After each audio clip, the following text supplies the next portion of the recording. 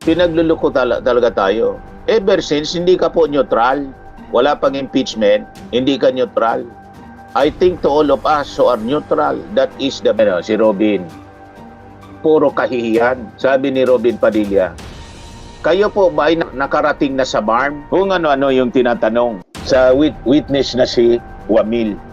Evaluation ang ginagawa. Hindi yata alam ni Robin Padilla kung ano ang trabaho ng auditor. Evaluation lang po. He clarified that his role in reviewing confidential funds, sabi ni Wamil, expenditures was limited to evaluating submitted documents and was not an investigation. 73 million. COA witness, OBP should return 73 million disallowed confi fund unless the Supreme Court issues TRO, the order of the Commission on Audit. Nagbabagang mga balita at pagtalakay sa mga isyu na lipunan. Bulsa, opinyon, banat at paglalantad sa katotohanan. Bulsa, what you see is what you get. You decide. Kumasatabi ka mo, mga kababayan, si Dante Maravilla. Pag-usapan natin itong mga defense senator, si Robin Padilla. Nagkalat na naman po itong siya. Ito si Robin, kumapal na po yung mukha. Masyadong umakyat yung yabang, masyado, sa ulo niya. Ang feeling niya, superior po siya. Superior person, superior senator. Kasi naging senador siya, number 1, kaya ang tingin niya sa mga. Tinatanong niya po, abogado, magaling na auditor, si Wamil. Tinatanong pa ng qualification. Saan ka niya nag-aral? Ikaw, saan ka din nag-aral? Puro ang tanong niya kung saan nag-aral. Doon kay nauna, yung CPA na agent. Yun din yung tanong ni Robin Padilla. Puro pagproteksyon kay Sara Duterte. Ganon din si Amy Marco. Yan tawag natin dito, mga defense senator, nakipag-argumento sa witness. Bakit ka makikipag-argumento sa witness? Ang dapat tinatanong mo, ito mga taong ito talaga, wala sa ulo. Clarificatory question. Ang dapat na itanong mo, you just clarify kung ano yung mga sinasabi ng witness. Huwag kang makipag-argumento. Kasi pag nakipag-argumento ka na, andun ka na sa judge ka, makikipag-argumento ka, senator judge ka. Pinagluloko talaga tayo. Ever since, hindi ka po neutral. Wala pang impeachment, hindi ka neutral. I think to all of us who are neutral, that is the big question. At what line does it cross between nagkamali lang yung isang public official sa pagliliquidate? In what point it is criminal? Neutral? Kailan ka naging neutral? Kaya sinupalpal siya, mga kababayan, ni Parikoy. Nag-react si Parikoy. Stop pretending in lying, Senator Cayetano. You are not neutral. Hindi mo pa ba nababawi yung donation mo kay Duterte noong 2016? Na-remind tuloy ng kanyang donation noong 2016 kay Digo. Kailan naging neutral ito? Lahat ng lumalabas sa bibig niya, mga kababayan, spin ng mga Duterte. In defense, mga kababayan, sa mga Duterte, lalo na ngayon kay Sara Duterte. Kaya sabi nga natin, mga kababayan, linawin na natin lahat. Itong mga Duterte senators, kaya nililabel natin silang Duterte senators. Dapat nito, mga kababayan, somebody from the civil society magpetisyon. Please file a petition before the Senate Impeachment Court na itong mga Duterte senator mag-inhibit sila tulad sa mga regular court na kapag yung judge ng RTC judge na perceive na hindi siya neutral kasi may relasyon doon sa mga nahawakan niyang kaso, pinipetisyon talaga na mag-inhibit sa kaso o alisin sa kanya. Kasi hindi po magiging fair yung judgment kasi kitang-kita na po yung biases. Now, going back dito kay Robin Padilla, ito, mga pagtatanong ni Robin Padilla, puro nonsense po. Si Robin, puro kahihiyan. Sabi ni Robin Padilla, kayo po ba ay nakarating na sa BARM? Kung ano-ano yung tinatanong sa witness na si Wamil. So sagot ni former COA, Auditor Roderick Wamil, yes po, Your Honor. Sabi ni Padilla, nakaikot na po kayo sa bundok? Sagot ni, yes po, Your Honor. Sabi ni Padilla, nakita niyo po ba yung pangangailangan ng mga tao tulad ng gamot, pagkain? Sabi ni Wamil, wala po akong na-observe. Sabi ni Padilla, hindi po kayo exposed, pero kayo po ang humahawak ng investigation sa confidential fund. Sabi ni Wamil, Hindi po siya investigation, evaluation po. Evaluation ang ginagawa. Hindi yata alam ni Robin Padilla kung ano ang trabaho ng auditor. Evaluation lang po. Tinitingnan kung tama yung paggastos. Yung tungkol sa observation sa pag-ikot sa bundok, hindi na yun trabaho ng isang auditor. Senator Judge Padilla questioned COA Auditor Wamil on his familiarity with conditions on the ground in the Bangsamoro, including the needs of local communities. Anong pakini? Wamil sa needs ng communities. Hindi man politiko itong si Wamil na kailangan asikusin niya yung needs ng mga communities, hindi man sa mayor. Ang trabaho niya mag-audit kung tama yung gastos ni Sara Duterte kasi na-assign siya i-audit yung confidential fund. He clarified that his role in reviewing confidential funds, sabi ni Wamil, expenditures was limited to evaluating submitted documents and was not an investigation. Si Ivy Marcos, kanina ka pa, inaway mo ako lagi. Sino bang nangaaway sa'yo?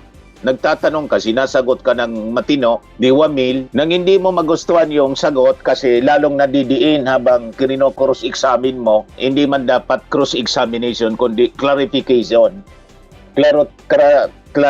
Clarificatory questions lang. Dahil hindi mo naintindihan yung paliwanag ng witness, yun lang dapat ginagawa mo. As a judge, hindi yung nakikipag-argumento, sinupalpal ngayon ni Sisi Escudero.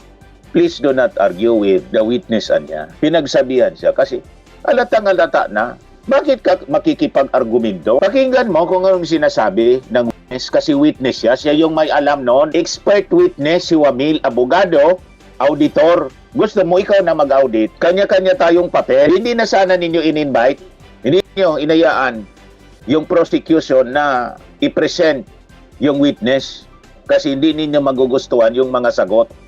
Kasi yung sagot ni Wamil, puro, hindi ninyo magugustuhan. 73 million. COA witness, OBP should return 73 million disallowed confi fund unless the Supreme Court anya issues TRO. The order of the Commission on Audit to return the disbursed 73 million confidential fund in 2022 is final. Ibig sabihin talagang hindi na justify po. Mali talaga. Pag binasihan mo yung COA rules, unless the Supreme Court issues a temporary restraining order, State Auditor and Lawyer Roderick Wamil said Wednesday. Wamil was referring to the notice of disallowance that COA issued since the documents submitted by the OBP were insufficient to prove how the 73 million in confidential funds was spent. Insufficient. The decision of the COA ordering the OBP to restitute ay hindi apektado kung mag-file ng appeal sa Supreme Court. So kahit mag-file sila ng petition for certiorari sa Supreme Court, kailangan niyang ibalik agad yung 73 million.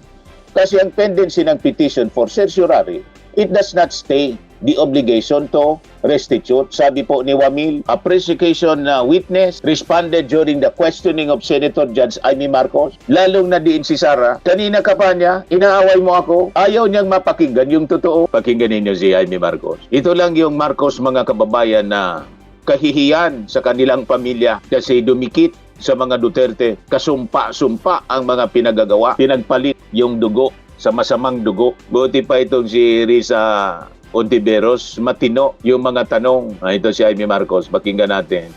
Whose duties permit or require possession of government funds, hindi ba? Based on the joint circular po, may ganyang provision. Oo. So yung SDO talaga, yung Special Disbursing Officer has the possession, the custody. Tama yun, di ba? Yes po. O kung ganon, if the presumption na personal use, ayon sa 8.3 Joint Circular, Napakamaldita. failure of the accountable officer to liquidate any public funds is tantamount na nga to that presumption. Hindi Yes, po ba? Yes, So, ang tanong dito, sino ang accountable officer dito sa sitwasyon na to? Kasi ang liwaliwanag na hindi naman si Vice President ang payee. Hindi naman sinasabi na nasa kanya yung pera. Ang liwanag sa inyong joint circular that the Special Disbursing Officer is the one who was designated by the head of agency to have custody, di ba? And in the case of the OVP, si Acosta yon. In the case of DepEd, hindi ba si Fajardo yon? That is not entirely correct po, Your Honor. Because under the joint circular, it shall be the responsibility of the head of the agency, first to approve yung cash advance. Pangalawa, to Oo nga. oversee yung agency-wide utilization. Pangatlo, to ensure compliance with the joint Unresponsive circular. po. And also po, inattest din po ni OPP yung Unresponsive po. Ang tinatanong ko lang, hindi ba yung designated, yung SDO, si Fajardo lang, kasi Acosta, hindi si VP, hindi siya yung PE. Ang liwa-liwanag. pero ang sinabi niyo po kanina yung accountable officer. Kaya nga, so yung accountable officer, yung SDO, nasa JCB. Hindi lang po si SDO po yung accountable Hindi, officer. or. Honor. Ang sabi doon, head of agency or person designated. Sorry po, Your Honor. But hindi po ako pwedeng mag-answer categorically since yun nga po yung provision. But it's categorical. Na yes or Why don't you either go yes back or to your either joint no po. circular? Yeah po. Kapag sinabi po kasing categorical, either yes Definition, po. ang or- liwa-liwanag, SDO kapag na-designate ng head of office, di ba? But hindi po kasi doon na nalilimit lang yung term na accountable officer kasi may other provisions na applicable pa rin po with respect to the term accountable officer. Asan?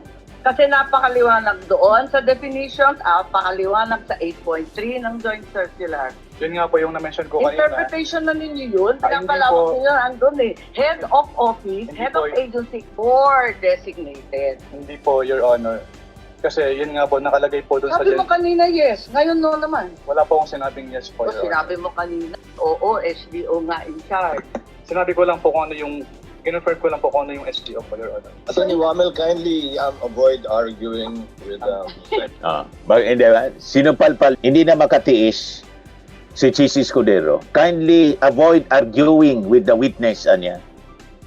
Apologies po, Your Honor. O sige po. and kindly wind up, Senator Okay, Del okay. Santos. Pwede lang itanong kasi nalito ako kahapon.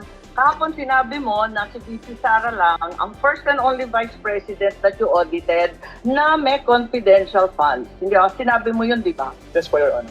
Tapos, kahapon, nung pinakita ng depensa, yung SARO na si VP Binay noong 22 December 2014, may binigay na 6 million kay VP Binay ang DBM. Alin ba ang totoo sa dalawang sinabi mo magkatunggali? Yung pinakita po kahapon ay special allotment release order po. Ano. So nagkakaroon po ng special allotment release order kapag Alam ko merong... kung ano ang SARO, matagal na, tumanda na po kami sa gobyerno. Pero hindi po kasi yan niliquidate sa ICFAO. So we wouldn't know if it was used Hindi, or pero not. ang SARO, may tibayan na hindi ka isa-isang VP, si VP Sara. Your Honor, since hindi po nagsabit ng liquidation, Teka. hindi rin po... Teka, nandun ka na sa ICFAO noong 2014, sabi mo, di ba? Yes po. O kaya nga, Opo. o di kahit si VP Binay may confidential funds, the only VP audited was VP Sara. Ano ba Right. yon? Since the VP Sala lang po yung submit ng liquidation. Pero Ba't hindi mo alam? if I may clarify po, Ba't hindi mo alam nandun? may clarify po, Your Honor. Since wala pong budget dun sa GAA as to confidential fund at hindi naman po nag-liquidate si BPB9 ng kanilang confidential fund. So hindi pa namin alam kung ginamit at hindi na po nakarating sa Hindi, COA ang yung tanong, SARO po, nabigyan ng confidential funds, humingi at yung nag-liquidate ng confidential fund. i-record niya ng SARO. Maraming salamat. Kindly wind Hindi yung obra. Obra siya dito. Matalino itong auditor, abogado. Siya, abogasya lang siya. Hindi nga nakagraduate si Amy sa UP, College of Law. Nagmamagaling. araw po. Mga kababayan itong mga defense senator ni Sara Duterte. Ano kayo ngayon? Sabi ni Wamil, paano lalabas ang katotohanan kung yes or no lang? Senator Judge Risa Ontiveros, normal po ba na nagamot ang kapalit ng intelligence information? Naranasan niyo na pa po ba dati ito? Yan o. Ito yung mga tanong na kailangang itanong. Relevant questions. Ito yung relevant questions na dapat itinatanong. Sagot ni Wamil. Hindi pa po, first time po sa OBP, yung informant po ba, most of the time, may sakit? Ano po ba ang sakit ni Mary Grace Piato? Yan ang mga relevant questions. Kasi, binili po medicine, Ontiveros. Kung may sakit talaga yung tao, naimbestigahan nyo pa po ba kung bakit kailangan magbigay muna siya ng intelligence information bago siya bigyan ng gamot? Sagot ni Wamil, hindi po, Your Honor. Ontiveros, yung informant po ba most of the time sakit? Sabi ni Wamil, I would not know po. Sabi ni Ontiveros, si Mary Grace Piatos ay nakatanggap ng 70,000 worth ng gamot bilang pabuya. Ano po ba ang sakit niya? Sabi ni Wamil, hindi ko po malalaman since wala po sa document. Lahat po incriminating. Masyado yung tanong ni... Yun ang kailangan kasi nga, investigasyon dito, trial. Yan ang mga clarificatory questions na dapat tinatanong. Kasi, di ba, magtataka ka kung bakit ang information, ang bayad po, gamot. So tama itong mga tanong ni Ontiveros, sabi ni Ontiveros. Pero may paraan po ba ang ICFAO para malaman? Kasi binayaran natin ito sabi ni Wamil. Pwede po naming tanungin, Your Honor, pero since document-based kami, kung ano po ang nasa document, yun lang po ang malalaman namin. Correct. Document-based sila, hindi kailangan nilang pumunta sa kung saan mag-imbestiga doon kung natanggap. Kung ganito na may trial, di may ibang gagawa nito, NBI na, para ipa-verify kung tama. Nang makita na kaduda-duda siya, dinisallow at ni-require nila ng COA na magsabit ng document si Sarah, but fail. Kasi nga po, gawa-gawa man lang po. Gawa-gawa yung kwento. Supreme Court ruling removes last legal hurdle to BP's trial. Tinabla ng Supreme Court po. House Deputy Minority Leader Party List Representative Antonio Tino said the Supreme Court's ruling to junk the petitions challenging the impeachment proceedings in the House of Representatives removes the last legal obstacle to a full and fair trial before the Senate Impeachment Court. Iyakan yung mga DDS. Ay mga Supreme Court Justices po, mga appointed karamihan dyan. Nindigong. Wala nang sagabal o delaying tactic para mapigil ang impeachment trial ngayon. Diretso na dapat ito, sabi po ni Tino. Di na pwedeng irason ng depensa na may nakabinbin pang kaso dahil binasura na ito. Sarah has no choice now to see this trial to the end. She cannot run to the Supreme Court and seek relief. The Supreme Court Wednesday ruled that the consolidated petitions filed by the Duterte and a group of lawyers led by Israelito Torion had already become moot after the articles impeachment were transmitted to the Senate on May 13. The High Tribunal stated that any ruling on the validity of the actions taken by the House and its Committee on Justice would no longer affect the controversy. Iyakan kayo ngayon. Tino stressed that the House fulfills its constitutional mandate with diligence and thoroughness when it found probable cause in the impeachment complaint on April 29.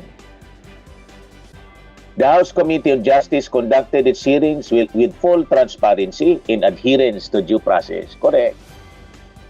The findings of probable cause was based on evidence and testimony presented before the panel. The Supreme Court's dismissal affirms that the proceedings were conducted within the bounds of the Constitution. Pino also called on the Senate Impeachment Court to proceed without further interruption, noting that the trial is already on the 13th day. The Filipino people deserve nothing less than a trial that is allowed to run its full course. The truth must come out and accountability must be served. Let the impeachment court do its job without interference or distraction. O naintindihan na ninyo mga DDS? Kung hindi pa ninyo naintindihan mga DDS, wala na akong magagawa. Doon kayo sa mga kaalyado ninyong vlogger. Baday ko, God bless. Swimming and lifting cream, pinapahid po sa mga pulses in affected area. Mainam po sa paninigas ng mga kaso-kasuan. Ito naman po, Automax Radiant Serum. Sa mukha naman yung application, anti-aging po siya. You will look 10 years younger than your age. Sa mga cancer patients naman po, baka lang gusto ninyo itong itry. Neng siya red mixed fruit drink. Hindi mo po siya gamot, food supplement siya. Kaya lang, gawa siya mga kababayan sa goji berry. Yung goji berry, may anti-cancer properties. O ngayon, yung mga inquiries ninyo, dumiritso na lang kayo sa aming messenger sa Facebook para masagot namin agad. Ayos pa? Ayos na ayos niya, Mr. Maravilla. Sa mga naghanap po ng malinis and spacious fitness gym, pumunta lang po kayo sa aming Colossal Fitness Gym. May Grab car rental din po kami. But anyway, ito po pala yung aming bagong product na binibenta online. I am worldwide amazing pure organic barley powdered drink mix from Australia. Negosyo to ng aking anak na architect entrepreneur Riz Maravillas. Ayan po. Kontakin na lang po ninyo siya, Riz Maravillas on Facebook. Ang mga health benefits niya, boost immunity, improves digestion, enhance energy levels, packed with antioxidants, prevent cancer. Ito naman po yung bago naming product na binibenta online. Eye Glow Serum, whitening po siya. Tingnan ninyo yung epekto sa aking anak na architect before and now. Yung mga inquiries po ninyo, dumiretso na lang kayo sa kanyang Facebook account, Riz Maravillas.